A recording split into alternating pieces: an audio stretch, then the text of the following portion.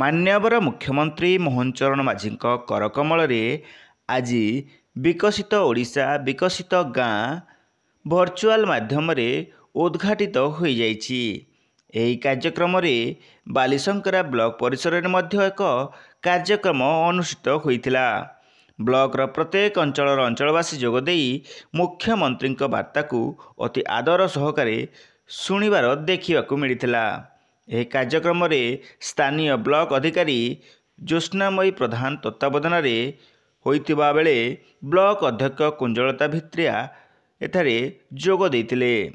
विकसित गाँ विकसित ओडिशा कार्यक्रम माध्यम सारा ओडिशा समृद्ध ओडिशा गठन हेबो बोली मुख्यमंत्री सूचना देइतिले।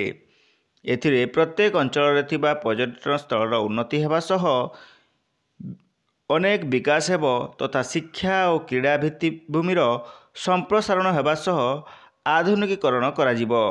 ता सहित ग्रामीण जोगाजोग व्यवस्था को सुदृढ़ कराजिबार स्थिर करा जायछि। ए कार्यक्रम को 5 वर्ष रे सुदृढ़ करबा पई 5000 कोटीर व्ययबराद करिथिबार मान्यवर मुख्यमंत्री सूचना दैछन्ति।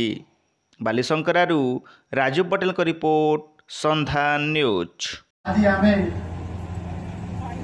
प्रति गाँव को आज विकास करने आज संकल्पबद्ध होकर ये कार्यक्रम को आज शुभारंभ कर